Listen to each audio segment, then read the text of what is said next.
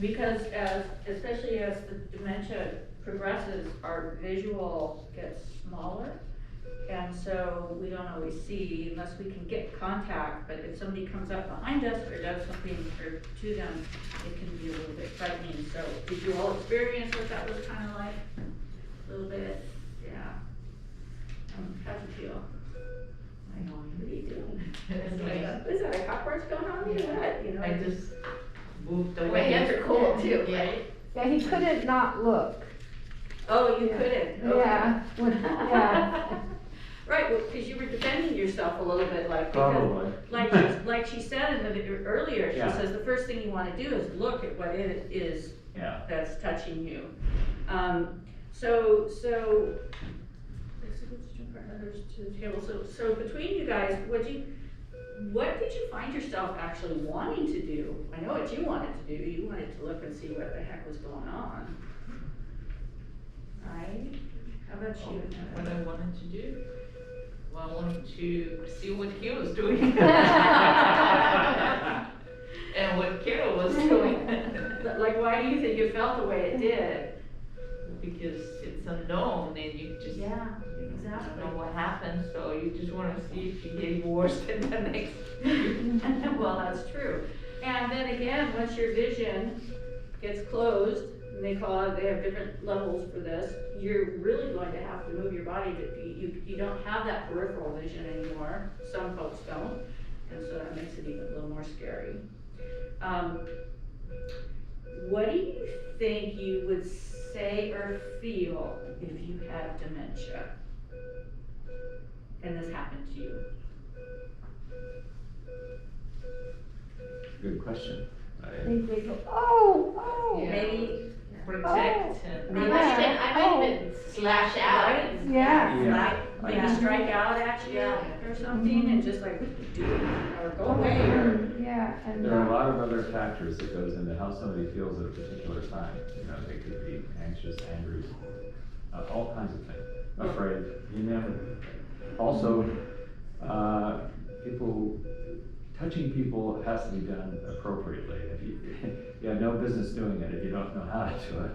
And it's you know, something people need to pay attention to. If you put your hands on another person, you better know what you're doing. Without their permission. Absolutely. And without them reaching out to you and accepting you into their space. Yeah. I agree. And that you answered the next question is why do you think it felt the way it did? Well, because, you know, you're basing it on other people, but even you guys felt like it was a little intrusive maybe? Yeah. Yeah, because it was not invited, yeah. So, so that being said, what do you think you would say or feel if you had dementia? So we kind of talked about that. How does this apply to people with dementia when you're trying to help them do things? That kind of Well, a different approach maybe? I can think of an example just from yesterday. Resident who's 103 years old, often needs assistance, but he's not able to turn. He can't see where you are. And if you walk up to him and start doing something, he's very uncomfortable. But if you're in front of him and let him know who you are and what you want to do, he says thank you 50 times before you've finished doing it. So I think it's just being aware of what they're aware of or not aware of is going to make the difference. Just really being mindful of Yeah.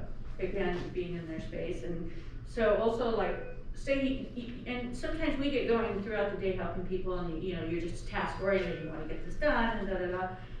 But is it true that we often do to rather than do with others to get the task done?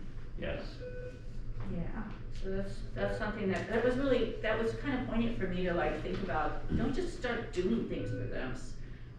Do it with them. And that's not always applicable, but if it is, it's you know, giving them some sense of independence too. Just a little assistance. Well, you know, the other thing, being around here for a long time, I've noticed being in groups. So if you're in a group like a dining room, you kind of have to do a mental triage of who's likely to have a problem and who isn't, who's most capable, if you know them, who's capable of doing things and who's more likely to get in trouble than not. Yeah, And so, that kind of triage, you might not get up and do something or anticipate something if you didn't know something about a particular person. So, well, that's, if you know the people, it makes a tremendous difference. that's true. Because everyone who's in the room often is busy, and they have to figure out how to direct their attention. When they're moving fast, sometimes they just don't see who is the person most in need or in danger. Exactly. Good point. Yeah, really good point. Very observation. Right, so we'll move forward here.